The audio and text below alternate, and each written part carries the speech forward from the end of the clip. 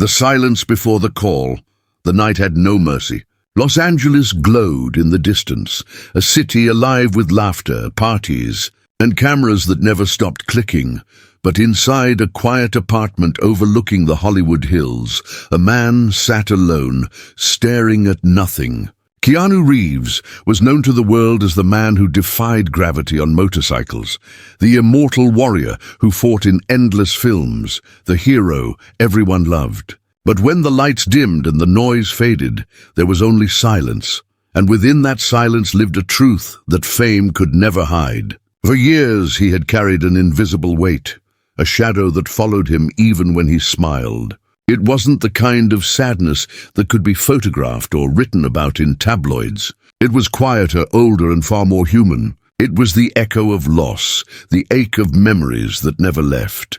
The apartment was filled with reminders of a life that once felt whole. A guitar leaned against the wall, covered in dust.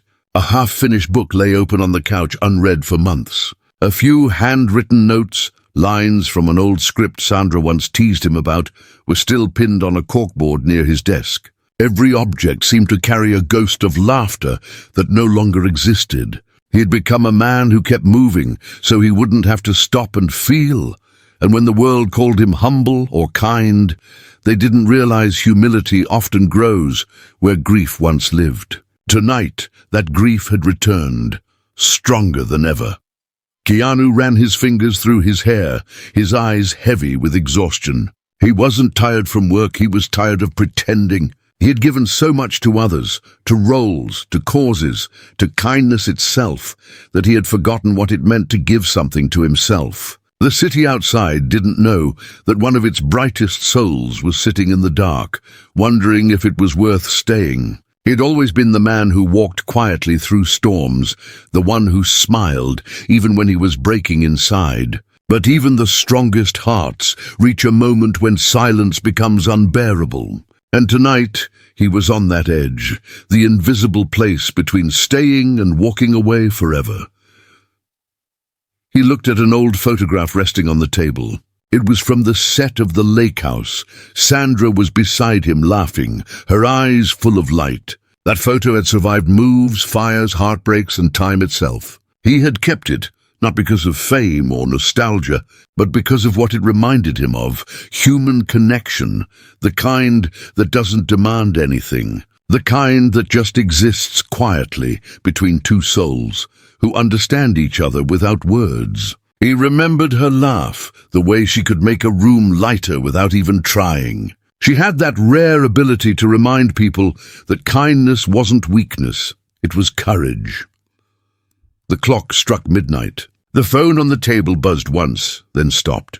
Keanu ignored it. The city lights flickered through the curtains like faint pulses of life, but he felt nothing. It wasn't depression in its usual form, it was emptiness, the kind that comes after too much pain has been carried for too long. He thought about the years he had lost, the faces that had disappeared, the people he loved who never came back. He thought about the millions of smiles he had seen but couldn't keep. And as he sat there, the thought that had haunted him for years returned. Maybe his story had already reached its end. And the rest was just echoes. He stood and walked to the balcony, the wind brushing softly against his face. The city below was still awake, filled with people dreaming of becoming someone. Actors, singers, creators, all chasing the same light. He used to be one of them once. But what happens when the light turns into something that blinds you instead of guiding you? He closed his eyes, letting the cold wind numb him. The stillness felt peaceful, too peaceful, almost seductive. He leaned forward slightly, not out of desire for harm, but out of exhaustion. The world had asked him to be strong for so long, he no longer remembered what it felt like to be weak without shame. Then the phone buzzed again. A familiar ringtone broke through the silence, soft, unexpected, like a voice from another lifetime. He turned, frowning slightly. The screen glowed. Sandra Bullock. For a moment he didn't move. He hadn't spoken to her in months. They always had this unspoken rhythm, calling each other out of nowhere, as if their souls could sense when the other was fading. He hesitated, staring at the name as if it were a message from something bigger than coincidence. After a long breath, he answered, "Hey." Her voice came through warm and trembling, the way sunlight trembles through clouds. "Did I wake you?"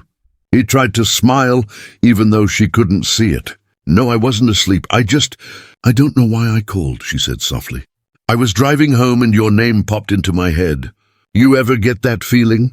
Like the universe just taps you on the shoulder and says, call him before it's too late?"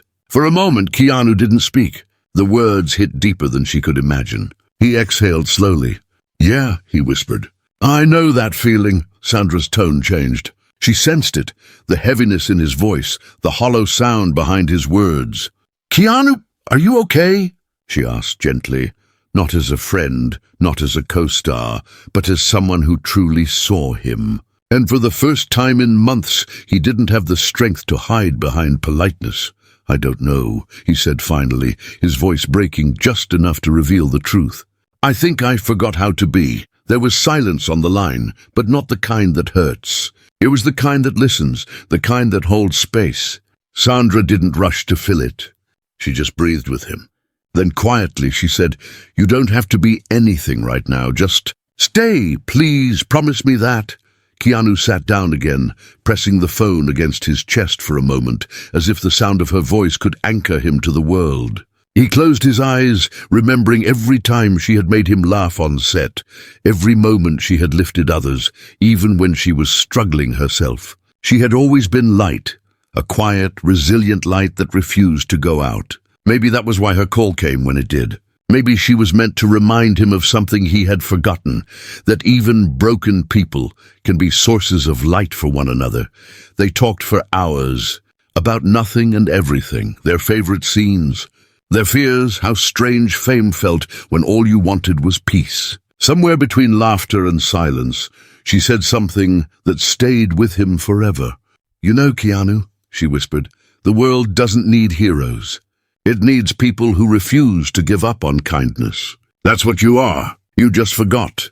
He didn't reply, not because he disagreed, but because tears had filled his eyes. It had been years since anyone had reminded him that his existence still mattered. That one simple call, the kind made without planning, without reason, was enough to change everything. When the sun began to rise, the city bathed in a soft golden glow. And for the first time in a long while, he felt something stir inside him. Hope. Quiet. Fragile but real. When they hung up, he sat there staring at the horizon. The world was still heavy, but not unbearable. The darkness hadn't disappeared, but it had a name now, and light was pushing through its cracks. He whispered into the morning, as if speaking to himself and to her at once. "Thank you for calling." And somewhere across the city, Sandra smiled through tears, not knowing she had just saved a life. The memory of light morning arrived slowly, as if the sun itself hesitated to touch the world that had almost lost one of its quietest souls. The city stretched awake beneath pale skies, but in Keanu's apartment, time seemed to move differently. He sat by the window, the phone still resting on the table beside a half-empty cup of coffee gone cold. The night had changed something inside him, something fragile but undeniable. Sandra's call had not erased his pain, but it had interrupted the silence that was devouring him. Her words lingered in his mind like the soft echo of music after a concert ends. "You don't have to be anything right now. Just stay." He remembered that she had always been like that, never loud, never demanding, yet somehow capable of pulling people back from the edges they didn't even realize they were standing on. It wasn't the first time she had saved him. Years ago, when they had filmed Speed, he was still young, wild with energy, hiding his shyness behind the noise of engines and action scenes. He had been quiet even then, polite to everyone but distant. The crew admired him, the studio adored him, yet he often ate alone. Sandra noticed. She always noticed. One afternoon during the shoot, when everyone else was too busy, she had walked up to him with 2 paper cups of coffee, sat down beside him on the curb, and said, "You know, it's okay to be mysterious." but not miserable. He had laughed for the first time that week. That small moment became the beginning of something deeper than friendship, but softer than love. It was as if two souls who had known too much of life's loneliness found comfort in each other's silence. Over the years, they never needed to define it. Sometimes it was laughter over dinner.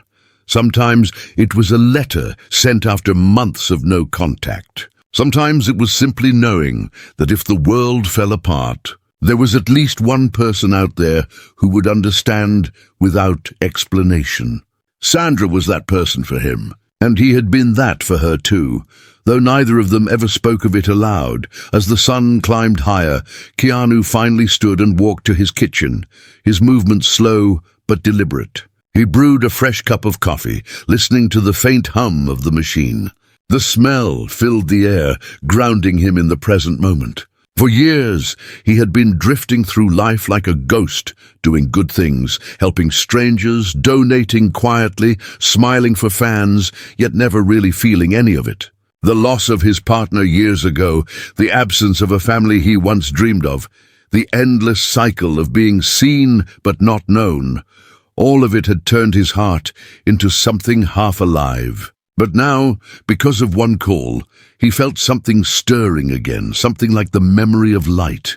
He sat at his desk and opened a drawer he hadn't touched in years. Inside were old scripts, photos, and a small notebook filled with handwritten reflections from different film sets. He flipped through the pages until he found one entry marked with Sandra's initials. It was from the lake house era, when both of them were older, wiser, and carrying heavier stories behind their smiles. The note read, "Some people walk into your life like sunlight through a dusty window. They don't fix you. They just remind you what warmth feels like." He didn't remember writing those words, but he knew exactly why he had.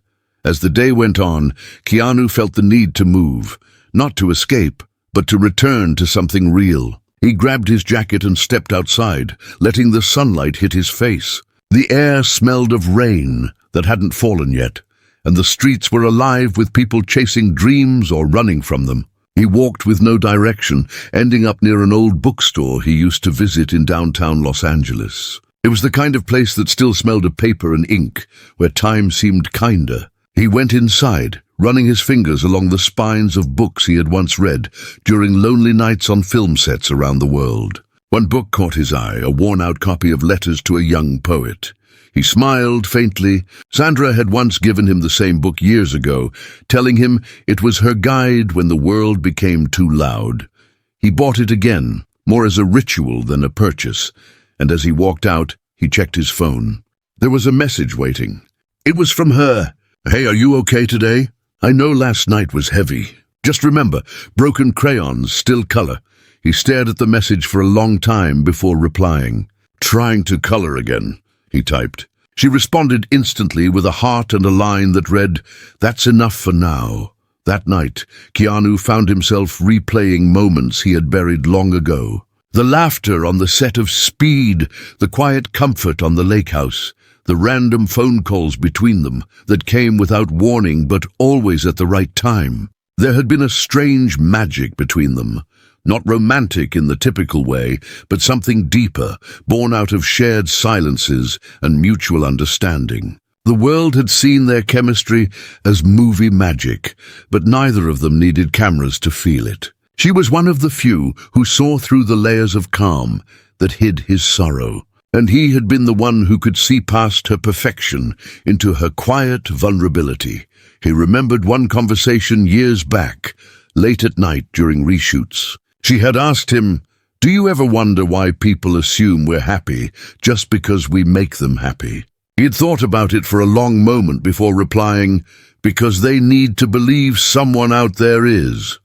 That answer had stayed with her. And maybe that was why she had called him the night before, because even the ones who bring light need to know they are not alone in the dark. The following morning, Keanu received a small envelope at his door. There was no return address, just a short note in Sandra's familiar handwriting. "Coffee Tuesday, same place we used to go after filming. Don't make me come drag you." He laughed softly, shaking his head. It was exactly the kind of thing she would do, half a joke, half a lifeline. He placed the note on the refrigerator next to a photograph of them from years ago. The city outside began to hum again, but for once he didn't feel distant from it. Something inside him had shifted. That evening, as he sat watching the sunset, Keanu realized that healing doesn't always begin with grand gestures. Sometimes it begins with something as simple as a voice that refuses to let you fade. Sandra's kindness had been that voice. She didn't try to fix him or tell him everything would be fine. She simply reminded him that he wasn't invisible. And in a world obsessed with perfection, that was the greatest gift one human being could give another, to say, "I see you, even when you can't see yourself." He stayed there long after the sun disappeared, the sky painted in shades of gold and blue, thinking about the strange beauty of timing. Maybe people enter our lives not to stay forever, but to remind us of who we are when we forget. Maybe that was the secret of light. It doesn't ask for recognition. It just shines quietly where it's needed most. As the stars began to appear, he whispered into the night, "Thank you for still being my light." And miles away, in her own home filled with laughter and warmth, Sandra Bullock paused for no reason she could name, looked toward the same sky, and smiled softly as if she had heard him. The unspoken wounds. The cafe was small, tucked between a flower shop and a forgotten record store, the kind of place that seemed untouched by time. It smelled of roasted beans, warm bread, and something gentler, something like peace. Keanu arrived before noon, wearing the same kind of quiet he always carried, the kind that made people hesitate before disturbing him. He chose the corner table, the one by the window that faced the street, where sunlight filtered through dusty glass. He had come early, not because he was eager, but because he needed to breathe before seeing her. It had been years since they'd shared a table like this. The last time, he had been smiling for the world, but slowly fading inside. Today felt different, not healed, but aware. Aware that someone had reached for him before he disappeared completely. The door opened with the soft ring of a bell, and there she was, Sandra. Her presence didn't need announcement. There was something about her energy that filled a room quietly, like the warmth of sunlight that doesn't demand attention but changes everything it touches. She looked different yet familiar, her hair tied loosely, her smile faint but real. For a moment she just stood there watching him, as if confirming that the man she had saved with a phone call was really sitting there, still breathing, still here. When their eyes met, they didn't need words. They never did. She walked over, setting her coffee down with a soft thud. "You came," she said, her voice calm, her eyes studying him in that way only she could, seeing beyond the polite mask, straight into the soul beneath. He nodded, managing a small smile. "You said you'd drag me if I didn't." She chuckled, and for a second, the heaviness of the past weeks lifted. That sound, her laughter, had always been a kind of medicine. They talked about everything and nothing. Movies, mutual friends, strange dreams, the absurdity of fame. But beneath the light conversation, there was a current of honesty neither of them could ignore. After a while, Sandra leaned back, her expression softening. "You scared me, you know," she said quietly. "That night I didn't even know why I called. Something felt wrong." Keanu looked down at his hands. "It was wrong," he admitted, his voice low, steady. "I almost walked away, son. I don't mean from life exactly, just from everything that felt like living." He didn't need to say more. She reached across the table, her hand brushing his lightly, and whispered, "But you didn't. You stayed. That's what matters." They sat in silence for a long time. Outside, people passed by without noticing that two souls were rebuilding themselves quietly inside a cafe that would never know what miracle it hosted that day. When Sandra finally spoke again, her tone carried something deeper, something she had been holding back for years. "You know," she began, "everyone thinks I'm this cheerful person who has it all figured out. But I have my nights too, the ones where laughter feels like a lie." Keanu looked up, meeting her gaze, and for the first time, he saw not the actress, not the friend, but a woman carrying her own ghosts. She told him about the days she had cried silently after the cameras stopped rolling, about losses the world didn't see, about the moments when success felt like an echo in an empty room. "It's strange," she said softly. "We give so much of ourselves to make people believe in love and hope on screen, but sometimes we forget to believe in it ourselves." Her voice trembled slightly. "That's why I called you that night. Maybe I wasn't just saving you. Maybe I was reminding myself that connection still exists." Keanu listened quietly. He didn't interrupt, didn't offer solutions. He simply listened, the way only someone who has known pain can. When she finished, he said something that stayed with her forever. Maybe that's all love really is, not romance, not promises, just two people choosing to keep each other from falling into the dark. She smiled at that, a smile that reached her eyes this time, and nodded slowly. "Then I guess we're doing okay." The rest of the afternoon unfolded like a memory they didn't know they needed. They walked through the streets afterward, stopping by small shops, laughing at silly things, and pretending for a few hours that the world wasn't as complicated as it truly was. People recognized them, whispered their names, snapped photos, but neither cared. They weren't Keanu Reeves and Sandra Bullock the stars. They were just two friends who'd been broken and were now learning to live again. As the sun began to set, they found themselves near an old theater where one of their early movies was playing as a retro screening. The poster outside showed their younger faces, full of hope and life. Sandra looked at it for a long moment, then turned to him. "Do you ever miss that version of us?" she asked. Keanu thought for a moment, then shook his head slowly. "No, I think I finally understand that the beauty of that time wasn't who we were, it was what we didn't know yet. We still believed the world was simple." She smiled, her eyes glistening with both nostalgia and gratitude. "And now?" she asked. "Now," he said quietly, "we know it's not simple, but we still choose to be kind anyway." "That's harder." "That's real." They stood there as the crowd gathered around the theater, laughter echoing in the air. The marquee lights flickered like fading stars, and Sandra reached out, linking her arm with his. "Promise me something," she said suddenly. "If you ever feel that silence again, don't sit in it alone. Call me. Even if it's 3 a.m. He looked at her, his voice steady, gentle. "Only if you promise the same," she smiled. "Deal." That night, when they parted, something unspoken settled between them. Not love in the way the world defines it, but something purer. A quiet devotion, a bond built from shared pain and mutual light. Keanu drove home through the empty streets of Los Angeles, feeling an unfamiliar warmth in his chest. The darkness wasn't gone, but it had company now. And sometimes that was enough. He parked the car outside his apartment and sat there for a long time, staring at the city lights below. He realized then that the greatest act of hope wasn't surviving.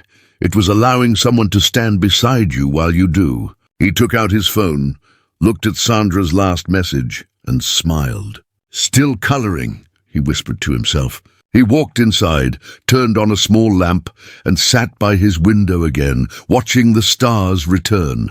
Somewhere deep inside, beneath the years of loneliness and quiet heartbreak, something began to bloom again.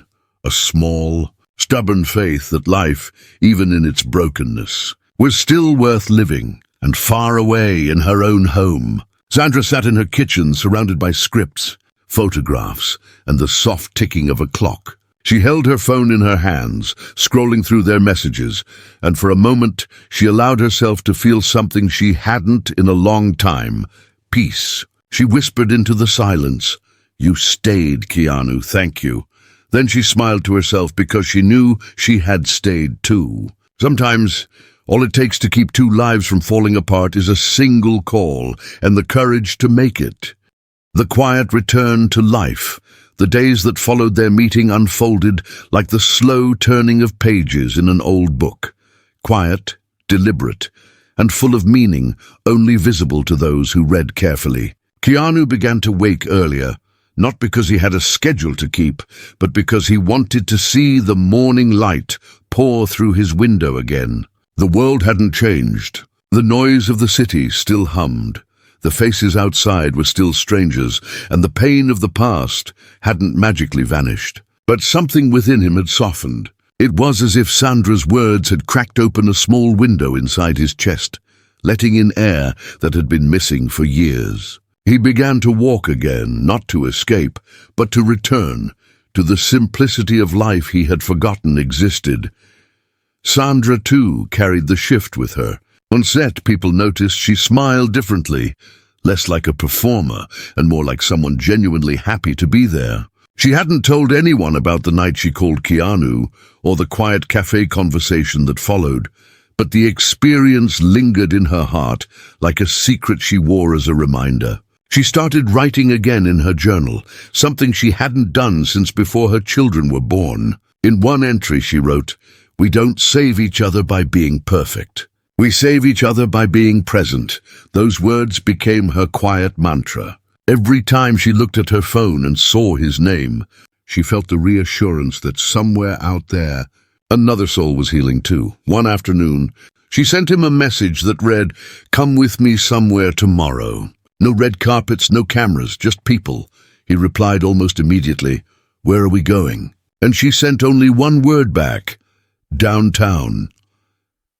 He arrived the next day in his simple way, black jacket, jeans, and that quiet humility that made everyone forget he was a global icon. Sandra was already waiting near an old community center, dressed casually, her hair tied back. She was holding 2 boxes filled with art supplies. "What are we doing?" he asked, curious but amused. "We're helping," she said simply.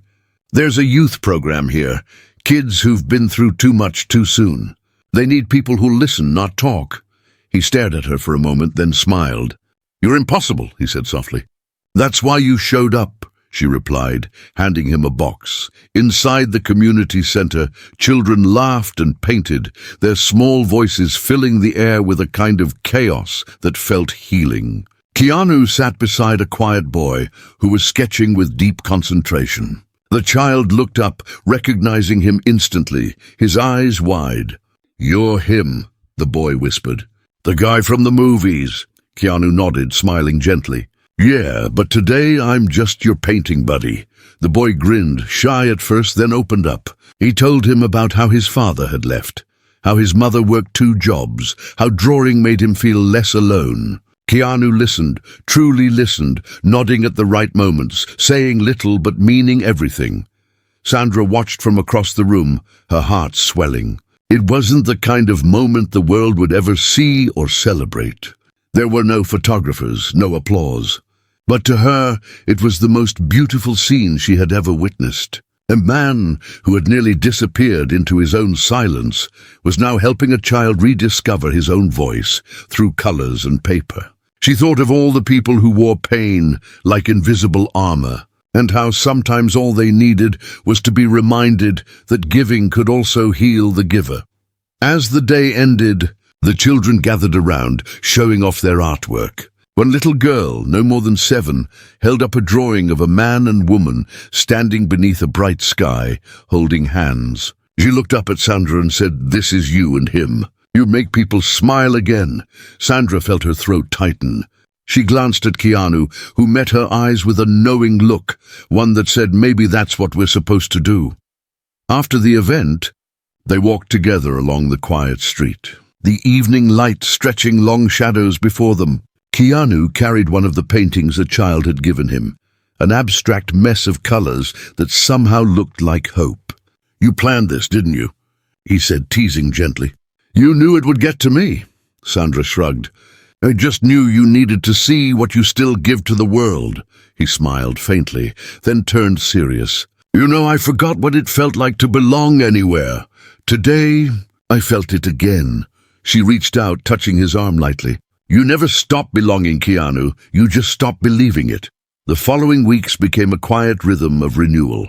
They met often, sometimes at the cafe, sometimes at the park, sometimes on long drives without destinations. They talked about life, art, the fragility of joy, the way time takes without warning, but also gives in small, quiet gifts. They both began to realize that their connection wasn't built on fame or nostalgia, but on shared resilience. Each had lost something irreplaceable in their lives, but together they had found something equally rare, peace that didn't depend on happiness, And love that didn't need a name one evening. As they watched the sunset from the edge of Griffith Park, Sandra broke the silence. "You know, I've been thinking," she said slowly, her eyes on the horizon.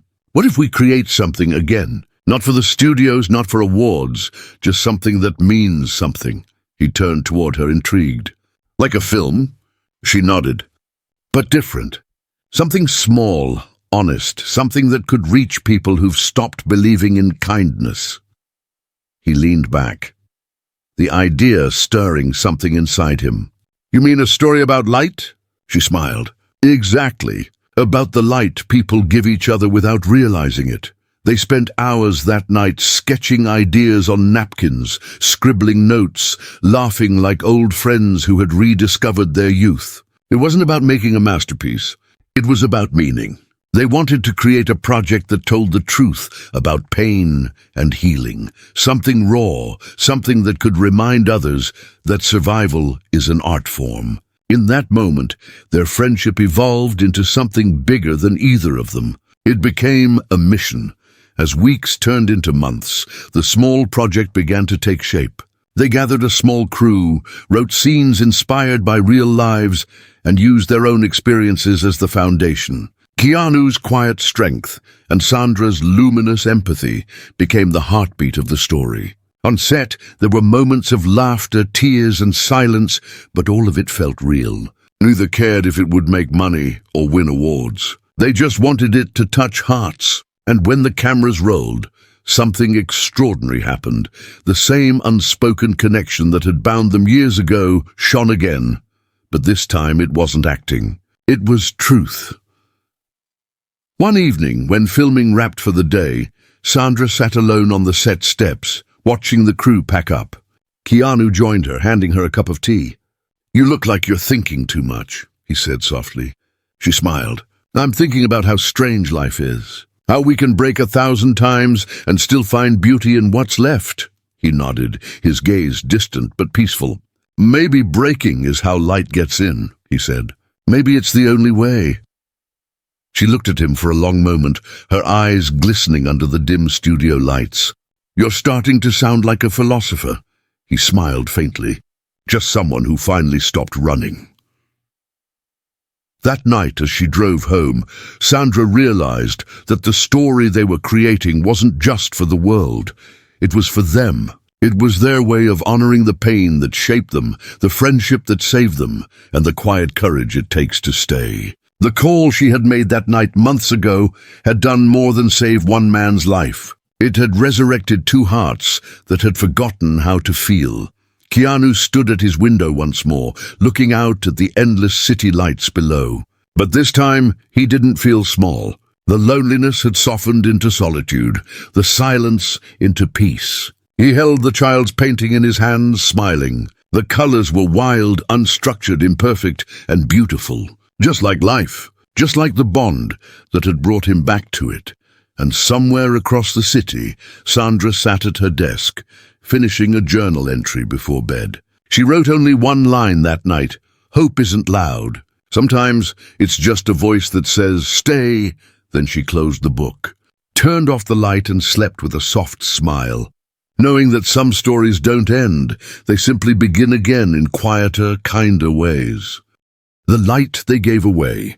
When the first screening of their small, heartfelt project finally arrived, neither Keanu nor Sandra expected much. They had funded it quietly, using their own money, keeping the entire production humble and sincere. There were no flashy premieres, no velvet ropes, no press junkets filled with shallow questions about box office predictions. Instead, they chose an old restored theater in downtown Los Angeles, the kind that still smelled faintly of velvet and history. The audience was made up of ordinary people: nurses, teachers, students, parents, janitors, and a few community members from the youth center they had visited months ago. The idea was simple: a story about connection, grief, and the courage to reach out when silence becomes too heavy. But when the lights dimmed and the projector flickered to life, it became clear that what they had created was something far more powerful than either had anticipated.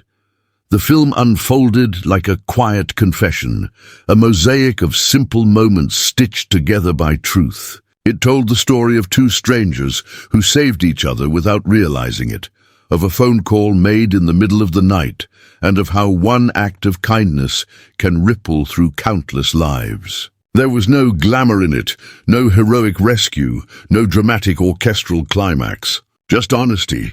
It was a mirror, reflecting the invisible struggles everyone carries. And as the final scene faded to black, the theater was silent, not out of boredom, but reverence. Then came the applause. It started softly, like rain tapping a window, and grew until it filled every corner of the room. People were crying openly, holding hands with strangers, smiling through tears. Something in that story had touched a wound too familiar to ignore. Keanu sat quietly in the back row, his head bowed. He wasn't used to this kind of emotion, raw, unfiltered, communal. He felt a hand on his arm. It was Sandra, her eyes glistening as she looked around the room. "Look," she whispered. "Do you see it?" He lifted his head. Around them, people weren't just watching a movie. They were remembering something they had forgotten about themselves. "They're healing," she said softly. "That's what light does. It spreads when you give it away." He couldn't speak. He just nodded, feeling something inside him finally settle after years of quiet turbulence. When the lights came on, several people approached them, not as fans meeting celebrities, but as human beings thanking other human beings for understanding. An elderly woman hugged Sandra, whispering, "I lost my son 5 years ago. Tonight I felt like I saw him again." A young man told Keanu, "Your story made me call my mother. We haven't spoken in years." The boy from the community center ran up to them, holding another drawing, this time of 2 bright stars in a night sky connected by a line of light. "You said I should keep coloring," he said proudly. "I did." Keanu crouched to meet his eyes and smiled gently. "You did more than that. You kept shining." As they left the theater that night, the city felt different. It wasn't brighter or quieter, but somehow more alive. The streets they had walked 100 times now carried new meaning, as if every passing stranger held a story waiting to be told. Sandra turned to him and said, "Maybe we should release it wider." He hesitated. "Do you really think people are ready for something like this? No explosions, no perfect endings?" She smiled knowingly. "People don't need perfect endings, Keanu. They just need honest ones." And she was right. Word of their project began to spread, not through marketing campaigns or glossy interviews, but through whispers, shares, and quiet recommendations. Viewers across the world found themselves drawn to the film's sincerity. In places where despair had taken root, it sparked something gentle and persistent. Social media became flooded with stories of strangers helping each other, of reconciled families, of people reaching out to those they had lost touch with. The hashtag #The Last Call trended for weeks, symbolizing not an ending, but a moment of courage. The decision to reach out when someone's silence becomes too loud. Keanu found himself reading the letters people sent. One came from a woman in Tokyo who said she had been on the verge of ending her life when she watched the film and decided instead to call her sister. Another from Brazil described a young man who started volunteering at a shelter after seeing how compassion could rebuild lives. Every story reminded him of that one night when Sandra's call had pulled him back from the edge. He realized that what she had given him had now become something they had given to the world, a reminder that kindness, once released, travels farther than anyone can imagine. One evening, as the success of their project quietly bloomed, they met again at the same small cafe where it had all begun. The barista recognized them and smiled, placing 2 cups on their table before they even ordered. The place hadn't changed, but they had. Sandra leaned back, looking around. "Do you ever think about how different things might have been if I hadn't called that night?" He looked at her thoughtfully. "Sometimes, but maybe the universe knew you would. Maybe that call was waiting to happen all along." She laughed softly, shaking her head. "You always make it sound like destiny." He smiled faintly. "Maybe destiny is just kindness showing up at the right time. They talked late into the evening, reflecting on what the film had become. Sandra admitted that during its making, she had faced her own fears, of being forgotten, of losing the parts of herself that weren't tied to her work. But somehow, she said, this reminded me that meaning isn't something the world gives you. It's something you create when you care. Keanu nodded slowly. I used to think being alive meant achieving.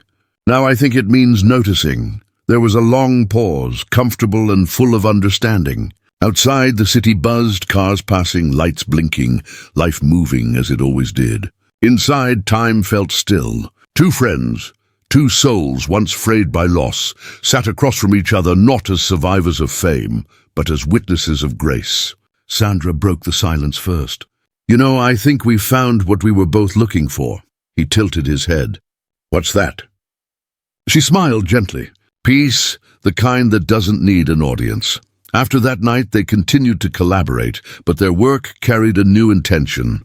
Every story they touched, every script they read, every role they accepted, it all had to mean something. They stopped chasing applause and started chasing truth. They visited hospitals, spoke to students, supported art programs for underprivileged youth, and funded small creative projects that gave others a voice. The world saw their kindness in headlines, but what the world didn't see were the quiet gestures, the way Keanu sat beside a grieving fan after an event, listening without hurry, or the way Sandra sent handwritten letters to struggling single mothers she read about online.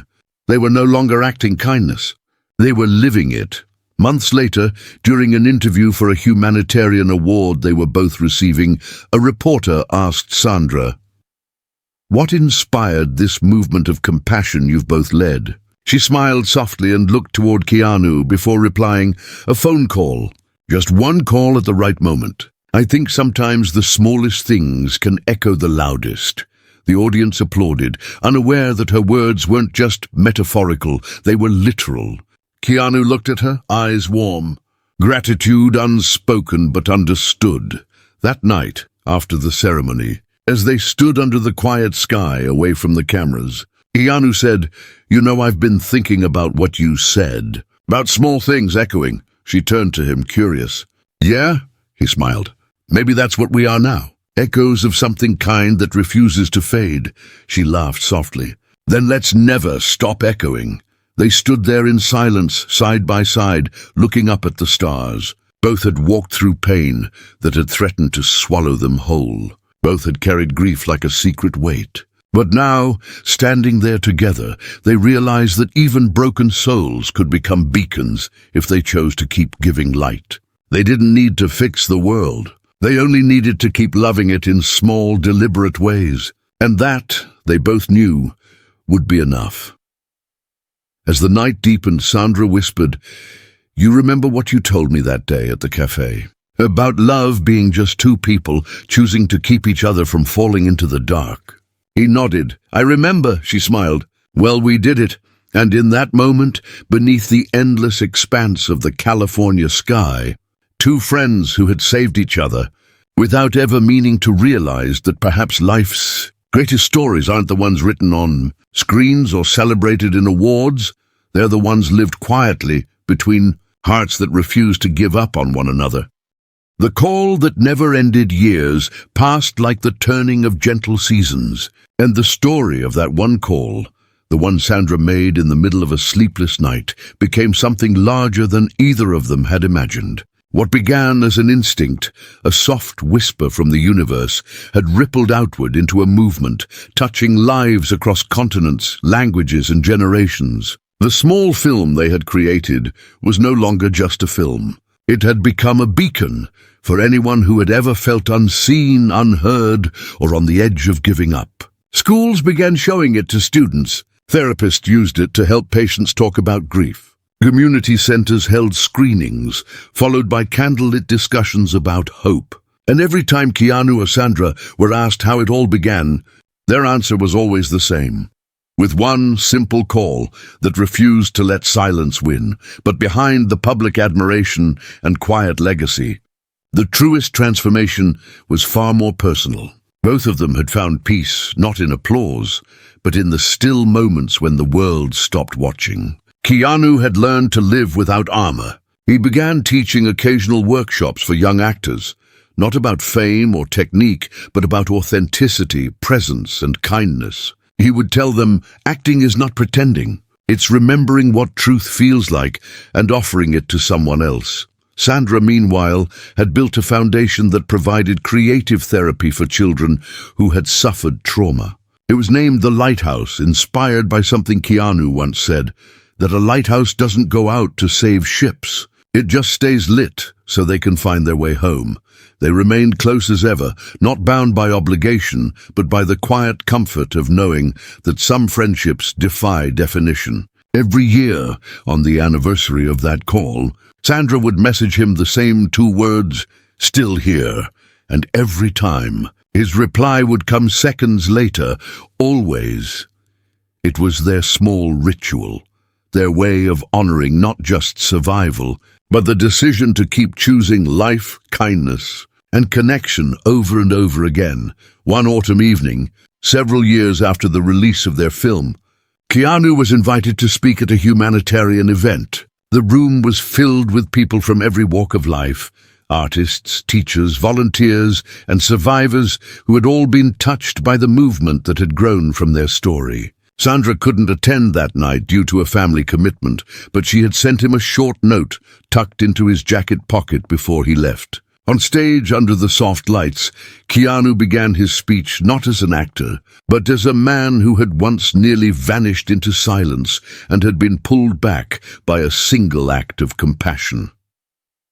"I used to believe that strength meant standing alone," he said, his voice calm but resonant, carrying the weight of memory. "But life has a way of humbling you. It shows you that the bravest thing you can do is reach out or let someone reach you. A call saved me once. Not a dramatic one, just a simple voice that asked, 'Are you okay?' And that question changed everything. We never know when our smallest gesture becomes someone else's turning point. That's the beauty of light. You don't see how far it travels. You just trust that it does." The audience was silent, many wiping tears from their eyes. When he finished, they rose to their feet, but he didn't bask in it. He simply bowed his head, as if in prayer, then stepped away quietly, his heart full, his soul steady. Later that night, back in his apartment, he found her note still folded in his pocket. He sat by the window, the same one he had once stood before years ago, the night she called, and unfolded it. Her handwriting was as elegant as ever. "If I ever forget to remind you, you changed my life too. You reminded me that kindness isn't a gift we give once. It's a language we must keep speaking. Keep being the light, my friend." S. He read it twice, then set it on the table beside a framed photo of the 2 of them laughing on set years ago. The city lights shimmered below, but for once he didn't look out the window seeking peace. He already carried it within him.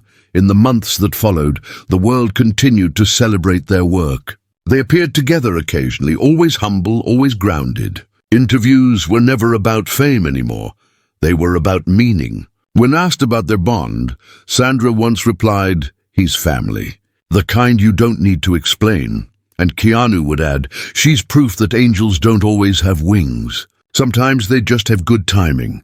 Their laughter in those moments was genuine, but it always carried the quiet knowledge of what they had survived to reach it. Time, as it does, began to soften the edges of everything. There came a day when the world received heartbreaking news. Sandra had fallen ill. It wasn't sudden, but it was serious. Keanu, true to his nature, stayed private, never speaking publicly about it, but those who knew them said he visited often, sometimes sitting for hours by her bedside, reading to her, or just watching old comedies that made her laugh. In those moments, the roles had reversed.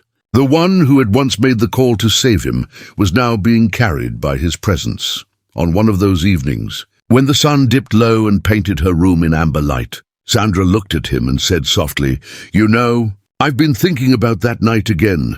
The call." He smiled faintly. "I think about it all the time." She nodded. "It wasn't just me calling you, Keanu. It was something bigger, like life itself refusing to give up on us." He looked at her for a long moment, his voice barely above a whisper. "And it didn't. We didn't." She reached out, her hand trembling slightly, resting over his. "Promise me something," she said, her eyes glistening with both love and peace. "When I'm gone, don't let it end there. Keep calling someone else. Keep doing what we started." His throat tightened, but he managed to nod. "I promise." Weeks later, when she passed, the world mourned deeply, celebrating not just the actress she had been, but the human being she was. Compassionate, radiant, real. Tributes poured in from every corner of the planet, and among them was a quiet, handwritten letter published anonymously online. It read, "She once called me when I was lost. Her kindness saved my life. I'll spend the rest of mine passing that call forward." People recognized the handwriting instantly, though he never confirmed it. After her passing, Keanu withdrew from the public eye for a while. He spent long days walking through the city they had once explored together, revisiting the cafe, the theater, the community center. Everywhere he went, he found traces of her laughter in the air, her warmth in the faces of those she had helped. But rather than drowning in grief, he began to do what she had asked. He started calling people, not friends or celebrities, but strangers. Those who had written to him over the years, those whose letters spoke of despair, loneliness, or loss. He would send simple messages, "Hey, just checking in. You matter." Sometimes he received replies, sometimes not, but it didn't matter. The act itself was the point. It was his way of keeping her alive, one voice at a time. Years later, when he was older, his hair silvered, his steps slower but still steady, a journalist interviewed him for a retrospective piece about his life. The conversation drifted to Sandra, to their film, to the movement they had inspired. The interviewer asked, "Do you believe that one call can really change a life?" Keanu looked thoughtful for a long time before answering. "I don't just believe it," he said softly. "I've lived it. And I still live it every day. The call never ends. It just passes from one person to another. That's how hope survives." When the interview aired, millions of viewers around the world felt something stir inside them, a reminder of the simple truth that had started it all. People began calling loved ones they hadn't spoken to in years. Strangers reached out to each other online to offer comfort. Communities organized light nights, evenings dedicated to making one compassionate call to someone who might need it. What began as Sandra's late-night instinct had now become an unending circle of human connection. In his quiet home, overlooking the same city that had once felt like a cage, Keanu sat by the window one last time, watching the light shimmer across the horizon. The world outside had changed countless times, but the message he carried remained the same. He looked up at the stars, his heart full, his mind at peace, and whispered into the night, "I'm still here." Somewhere, in ways unseen, the universe whispered back, "Always." And so, the call continued, passed through hearts, through hands, through voices that refused to stay silent. It became not just their story, but everyone's. Because in the end, life is not about how much time we have, but how much love we leave behind in the echoes of our kindness. Sandra Bullock's last call did not end that night. It became eternal, living on in every soul that dares to reach out, to care, to stay. The end.